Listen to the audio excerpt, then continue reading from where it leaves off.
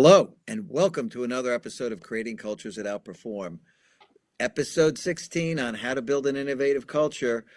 This has been a phenomenal series. If you missed last week's, we did human machine teaming and how important that's going to be. But this is also equally important. Today, we're really going to be covering what not to do. Companies fail to innovate, they struggle to innovate, they just can't make progress with innovation. And we'll talk about some of the reasons. There'll be 2 episodes on what not to do, actually. I'm Frank Warner. I'm the founder and CEO of People Productive, and I'm here with a certified culture engineer, Terry Mays, who's worked on and built some amazing cultural outcomes. Anyway, why don't we get right into it, Terry? We ran a series of shows based on actual psychological and human science research. Those are really interesting. We pulled up a lot of research studies, videos, and things. We're actually going to pull up an HBR study today. I think they did such a good job on this that it is worth actually pulling up what they did. And we'll show you the article. Okay, so I'm going to share that. Tara, is that showing now? Yes. Okay. This is a Harvard Business Review article by a guy named Scott Kirzner. He runs a whole site on innovation. Looks really like a very good site. You can pull this up. It's available publicly. The biggest obstacles to innovation in large companies. And actually, they found a whole series of them. We're going to cover these top 5 today. Politics, turf wars, no alignment, cultural issues, inability to act on critical signals or developments, lack of budget, and lack of strategy or vision. So this is based on a survey of 270 corporate leaders. It is actually quite authoritative. There's other things beyond that. We're going to get into that in our next episode. CEOs don't always, and corporate leaders don't know everything holding them up, to be honest with you. And so why don't we take it away, Tara? Why don't you start with politics, turf wars, no alignment? Yeah. So that first one is the biggest problem. And that really speaks to no collaboration within teams, where you've got teams that are very siloed. They have decided, I'm going to own this piece of the pie and I'm not going to share it with anybody. I'm going to just continuously learn my own things and I'm going to stay here in this silo and I'm not going to support or help anybody else. And that's exactly the cross-functional collaboration is just a problem in so many companies. Yes, it's the opposite of what you need to be doing Yeah. if you want to have an innovative culture. One of the things that you learn with agile methodology is the importance of collaboration and that cross-team collaboration. You have to have representatives from those other teams to support the activities in order to move quickly. Oh, yeah, it's great. If you don't have the right people on the team that are able to collaborate and work together, they're not drawing these lines of territory and they're hoarding information. You want people that are sharing their information, they're sharing their knowledge with each other. They're enabling the group to move faster and not slower. Yeah. That is like by far the biggest problem that you'll see with innovation is finding those folks that want to just kind of draw their lines and build their walls and keep everybody out. Right. And, that article highlights things we've already seen in big companies where they set up a new organization, in this case, one doing organization that begins to kind of A intersect B, Venn diagram what this other group's doing, and they feel threatened and they don't want to work with them. And they're like hoping these people go away. And those are bad cultures. Those are sick cultures. Cross-functional collaboration should have been taken care of long ago. Companies should have moved way beyond that. They shouldn't tolerate people not working together. But you see this in so many places, right? Yeah. It is an incredible mess. I mean, no doubt about it. I mean, this is a really common thing, actually. And when you get to that, since this is an episode on innovative culture, it is not surprising that cultural issues come up as the number 2 issue that big companies have to work on. We know, and we've talked about this episode after episode, companies just fail. They don't know the human factors of leadership and innovation. They don't understand them. They need to upskill their leaders to actually embrace these human factors to tap the full potential of their workforce. They've got to break down the walls and silos. They've got to become much more agile and resilient. They've got to introduce the AI machine human machine teaming, augmenting their people with AI. There's so many things they have to do, and they need a great culture to do that.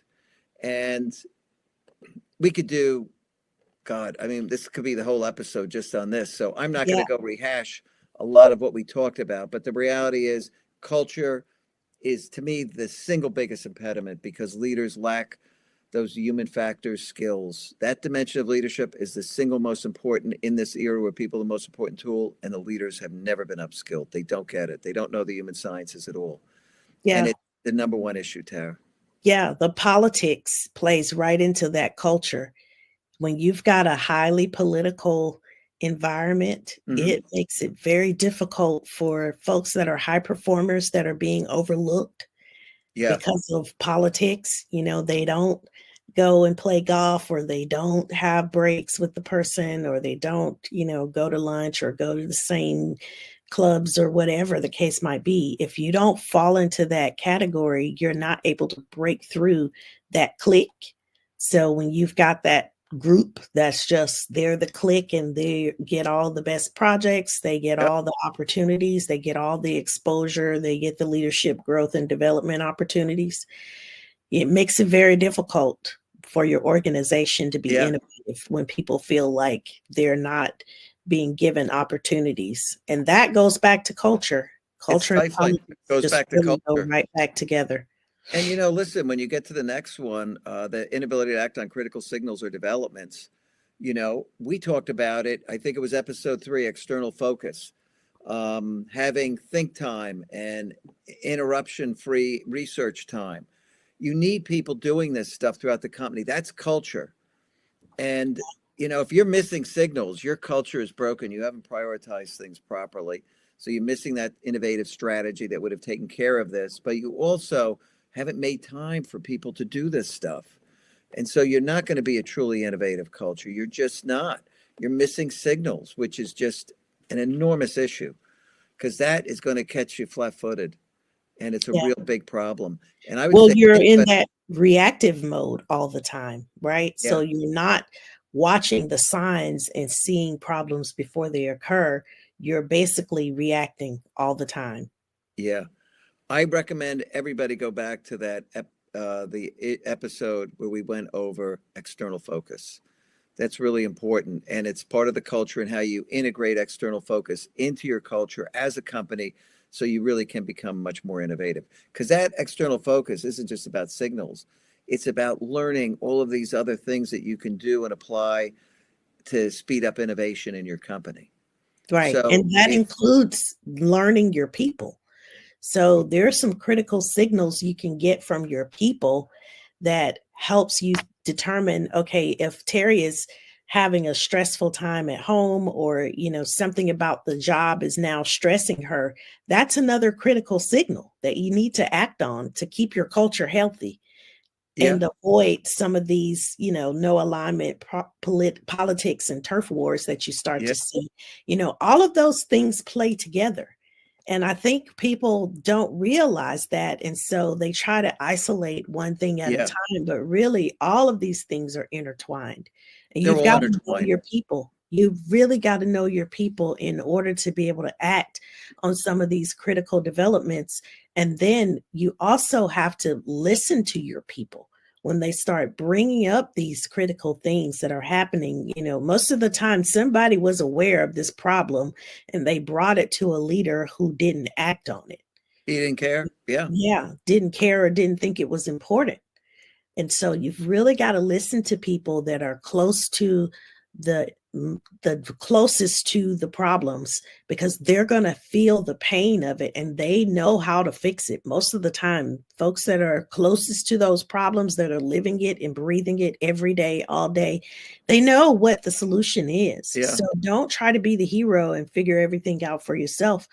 Use your team. Let your team be a team and help each other. That collaboration and allowing them to be creative and innovative in solving problems. Like, don't squash that in your organization. Yeah, there's no question. And then we get to the next one, which is a lack of budget. People talk about becoming this great innovative company, but they don't really fund the basic stuff. They haven't really built the processes. We went through so many different processes you have to have. And you don't have to invest a fortune, but you got to spend time building a truly innovative culture. You've got to equip people, right? That enablement, enabling innovation. So, you really got to make room to think. You got to have think time. That's not an expense. That's an asset, actually. You've Yeah. got to be able to capture all the ideas, idea capture, valuation. You've got to be able to test and learn. So you've got to be able to, fail fast, often, and cheap. So you need processes to enable you to do that. And you got to earmark money for R&D. Yeah. There should be people funded who are externally focused, looking at what's going on in every area. That's an expense, but that's also an asset because you're getting all that information, Yeah. that You've R&D, got to that research. dedicate resources as well as money. The only Yeah, way you're going to learn some things is sometimes you just got to spend some money and figure it out. got to play with this Sometimes stuff. you've got to just play with it. You won't be able to determine if this is the right innovative solution for your organization until you try it out. And you need to have the kind of company that is open to you spending money, but then sometimes you're going to fail, but you're going to learn something. Again, I love that Nelson Mandela quote: I never lose, I always win, because I learn something or I win. I actually get it right. Yeah, So that's just, you've got to spend some money though in order to get to that point. You've got to have dedicated budget for these activities, and they can't be the first things that get cut. You've got to no, hold this budget to the side so that people can actually become innovative. They can learn the new skills they need to learn. They can get the tools and play with the tools, because a lot of it is just hands-on learning. yeah, It isn't stuff that was taught in school. A lot of things that we're seeing now that are, part of innovative cultures, they're not teaching this in school. People no, have to learn it hands-on through they different do. workshops and things like that. So you've got to Yeah. set aside some money for people to be able to do that. Building a continuously innovative culture, getting to that, level of cultural maturity where innovation's happening all the time, everywhere, with all the teams. And most of it's incremental innovation, little stuff, continuous improvement. Some of it's breakthrough and it's big. The reality is that is a culture and a company that has funded that. It was a strategy. You looked at all the pieces you had to get right. You made it fundamental to your future success, and you funded it, and stopped wasting money on all this crazy stuff like, projects that don't really go anywhere because you don't have the right culture. There's so much waste in these companies. It's just Yeah. unbelievable because Yeah. people are so unproductive. I mean, here, 40% of the organization's work produces no value. PwC. Why is that allowed to go on? Cut that to 25%, put the other 15 into building this continuously innovative culture or company. It Yeah. just doesn't really make any sense. The waste is through the roof in most Yeah. places. And there is so much waste, and that waste could be funneled into innovation if you can identify it and really take action. Because a lot of times companies know where the waste is, right? When Yeah, it's time to cut a budget, a leader pretty much knows where to start. They already know, yeah, like, these projects are not bringing as much value as some of the others. So why not do that right up front and use that as your innovation budget? yeah. And we're on to now this number 5, Tara, the lack of strategy or vision, which, by the way, was episode 1 of creating an innovative culture. This is the Right. key to the game. I mean, honestly, everything starts with innovation. That's where the road begins. You're not even on your journey till you get that right. You're not even on that highway to becoming an innovative culture because you haven't started the trip, quite Yeah. honestly. When you don't have vision, people don't know how to follow you. They don't know where we're going. They don't know what this really means. We say we're going to bring in all these AI tools into the environment, and we want people to learn how to use them, but we don't give them the vision. We don't give them big picture and help them see how this fits into the overall strategy of the organization and what we're trying to accomplish. We're just throwing tools at people. And that's not going to help you at all become more innovative. It's actually going to slow you down and make Yeah. people more confused because they don't really know how this fits into the overall strategy and vision for where we're going. Yeah. Episode 1, innovative culture. You've got to get that strategy. And you have to use that, as you see in, what was it, episode 4, to inspire the organization. Because when you're inspiring the organization and you've got the strategy and vision and people have bought into it, they're inspired to think about what you want, where you want to go. And so Yeah. that creative process, that subconscious, which is the creative engine of the human mind, is working. It goes to work. And now, if you've done strategy right and it was top down, bottom up, this thing's continuously, the vision's getting adjusted, it's being modified, and it's taking shape. And it starts out as this big kind of blurry thing that people kind of see, and all the details start to fill in, and it morphs and changes over time. And as you get to the AI machine teaming, you can move faster and faster because now you've got teams of people working together with AI to move at just 5 times as fast as other teams that aren't aren't really able to use it effectively, or these disengaged cultures, you're moving 10 or 15 times faster than them. There's no Yeah. doubt. They're turtles. They're turtles. They really are. And Yeah. so this is so big and so important, you know. It's everything. And I think this was good. These guys did a really nice job laying this out. Let's take a look at the next episode because we're going to cover the next 5. Plus, we're going to add in things they didn't mention that we know are in the way. And so I think they did a great job. But when you look at this really deeply, there are a few other things that you shouldn't do that I think companies do. And that really matters. So these are the first 5. And now we're going to go down here to not adopting emerging technologies, lack of executive support, recruiting, not enough high demand skill sets, inability to catch critical signals or developments, and lack of CEO support. And of course, we'll cover other because there are others here. But that's going to be the next episode. So we are here every Wednesday, 3:00. Next week, we're going to be covering episode 2 of What Not to Do. You've got a taste of it already.